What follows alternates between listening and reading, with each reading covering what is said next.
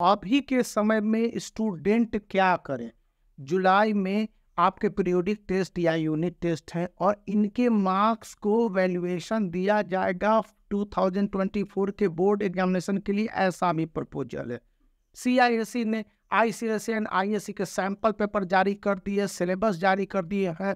तो इस unit test के लिए और आने वाले जो भी सप्लीमेंट्री एग्जामिनेशन के अलावे आपके सेंटअप एग्जामिनेशन है, फिर हाफ ईयरली एग्जामिनेशन है, फिर आपके प्री बोर्ड है, स्टूडेंट को अभी से क्या स्ट्रेटेजी करनी चाहिए और अभी के समय में क्या करनी चाहिए। सीआईएससी का अगर सर्कुलर आप बहुत अच्छी तरह से पढ़ते हैं और सीआईएससी के गाइडलाइंस को जानते हैं तो दो बातें क्लियर है कि अभी के समय में स्टूडेंट को सबसे पहले सिलेबस को कवर अप करना होगा। अगर आप किसी भी एक सब्जेक्ट के, मान लिया जाए आईएससी का स्टूडेंट है, तो सिलेबस को तेजी से कवर अप कीजिए, क्योंकि ये सेंटअप टेस्ट के बाद और प्री बोर्ड से पहले बहुत ही जरूरी हो जाएंगे। नवंबर से आपके प्री बोर्ड एग्जामिनेशन शुरू हो जाएंगे देश भर में और बहुत सारे जगह। मैं आपको अलर्ट कर रहा हूं, तो सिलेबस को कवर अप करने के लिए आपके पास दो स्ट्रेटेजी होनी चाहिए। पहली स्ट्रेटेजी होनी चाहिए कि आप ऑब्जेक्टिव किस तरह से कवर अप करते हैं और उसके बाद सब्जेक्टिव आप उसी चैप्टर को अलग तरह से कवर अप करते हैं। फिजिक्स, केमिस्ट्री जैसे सब्जेक्ट में न्यूमेरिकल्स एक अलग ही प्रॉब्लम है, तो उनको सॉल्व करने के साथ साथ आपके पास अगर ब्रीफ नोट्स है किसी भी चैप्टर के, मान लिया जाए करंट इलेक्ट्रिसिटी के कुछ इंपॉर्टेंट पॉइंट्स हैं, बुक ही में हाईलाइट कर लेते हैं, तो यह जरूरी है। इसलिए चैप्टर वाइज आपके जो मोस्ट लाइकली पॉइंट्स हैं, फिर मोस्ट लाइकली फार्मूलाज है या मोस्ट इम्पॉर्टेंट उसके क्वेश्चंस है, इनको सम अप करते चलिए। बहुत जरूरी है मेरे बच्चे अभी के समय में इतना अलर्ट हो जाना। अगर ये काम कर लेते हैं तो चाहे आप आईसीएसई के हैं या आईएससी के, चाहे आपके मैथमेटिक्स जैसे टफ सब्जेक्ट हो, मैथमेटिक्स को लेकर मैंने एक वीडियो बनाया हुआ है, उसका भी लिंक दे दूंगा आपको कि उसमें स्टूडेंट के लिए कितने चेंजेस कर दिए गए हैं, कि किस तरह से स्टेप वाइज मार्किंग की व्यवस्था कर दी गई है।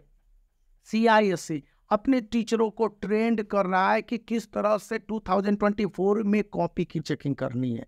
अब कॉपी की चेकिंग क्यों इंपॉर्टेंट है? इसलिए कि स्टूडेंट को सही मार्किंग किया जा सके, स्टूडेंट कहीं पर इफ और बट न कर सके। और सीआईएससी का प्रोसेस वैसे भी काफ़ी लेंदी होता है। अभी आपके जिन जिन स्टूडेंट ने चैलेंज किए हैं, बहुत सारे स्टूडेंट के चैलेंज के रिपोर्ट्स ही नहीं आए हैं। तो यहाँ पर ये बातें हैं कि स्टूडेंट को कॉन्सेप्ट बेस्ड क्वेश्चन है या न्यूमेरिकल क्वेश्चन है या फिर स्टूडेंट के प्रॉब्लम बेस्ड क्वेश्चन हैं, फिर स्टूडेंट के मल्टीपल चॉइस वाले क्वेश्चन है, इन सब को अपने हिसाब से यदि आप सॉल्व कर लेते हो तो बहुत हद तक एक कवर अप होगा। इसके लिए मंथली नहीं वीकली आपके जो भी रूटीन है वो बनाने होंगे। अब रूटीन कितने अच्छे होंगे इसके लिए तो आपको तय होंगे करने होंगे कि आप प्राइवेट ट्यूशन लेते हो या फिर ऑनलाइन ट्यूशन ले रहे हो या फिर किन किन सोर्सेस से पढ़ रहे हो। यदि अभी से स्ट्रेटेजी बनाई गई तो 97 to 98% बहुत आसान है। और स्टूडेंट के लिए उसके बाद जैसे सेंटअप एग्जामिनेशन है उस समय से आप मोस्ट लाइकली 10 ईयर्स बनाएंगे, क्योंकि सीबीएसई से एकदम उलट है।